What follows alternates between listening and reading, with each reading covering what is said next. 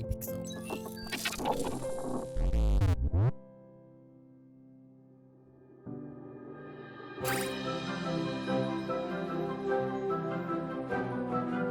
Farming adventures are typically enormous time sinks. Players are required to spend many in-game days building up their crops and micromanaging their time to get the most out of their harvest. However, Summer in Mara takes these ideas and streamlines them to be approachable with relaxed systems that don't punish the player for prolonging certain chores.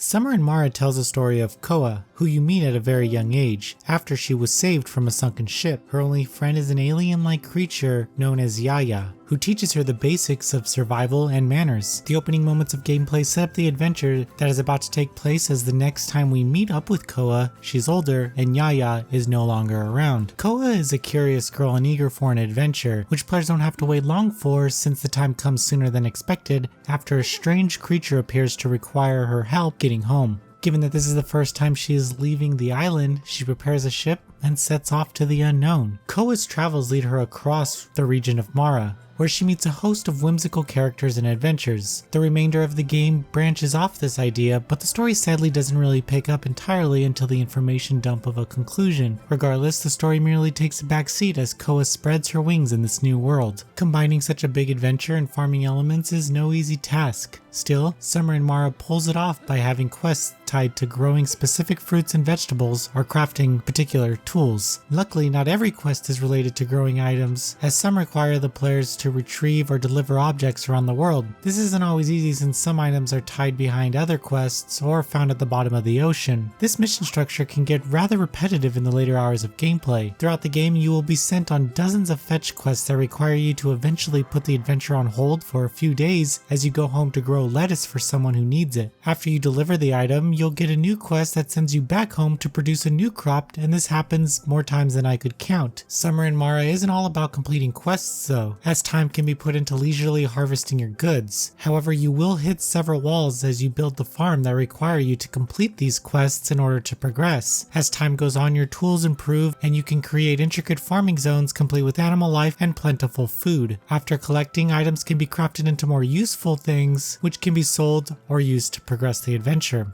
The game lists each of these active quests in a menu and informs you how to progress the quest line for each character. Direction ends up being a bit of a problem for Summer in Mara, since the map isn't very intuitive. It merely shows you an overview of the island but doesn't exactly tell you where you are. This wouldn't be too much of an issue, but some islands can get rather large. Regardless, it provides a sense of discovery as you take your time exploring each area of the map, but this can hinder the progression of certain quests that require you to find a specific person who isn't in the area that they are listed on the map. Players travel to islands by boat. On the open sea, there are fishing spots, diving spots, and even pirates. It gives the entire game a sense of scale as you work your way towards unlocking more of the map and discovering new landmarks. Summer in Mara really picks up in the later portions of the game as the story nears its conclusion. This is when Koa learns new building recipes, farming ends up becoming more straightforward, and most of the hard work becomes automated. However, I would have appreciated these systems in place in the earlier portions of the game, or maybe after my 50th time back to the island to grow a couple of sunflowers.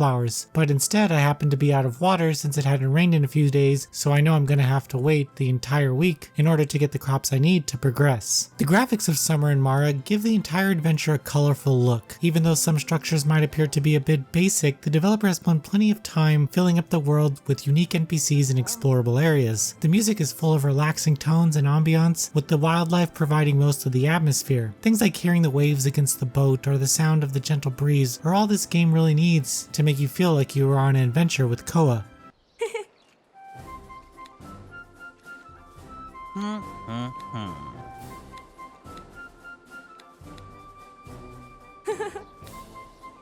Summer in Mara is a whimsical adventure that doesn't require the player to micromanage their days. The balance of adventure, discovery, and farming sim elements are equally as important for the narrative. Still, the repetition will make long play sessions less amusing. While direction and pacing do take a hit, this game is exceptionally approachable to anyone looking for a farming sim adventure with a low barrier of entry. Noisy Pixel is giving Summer in Mara a 7 out of 10. Thank you for watching. Please read the full review at noisypixel.net. NoisyPixel is run by a group of gamers who work hard to deliver news, reviews, previews, and more. Please subscribe to keep up with all our future content.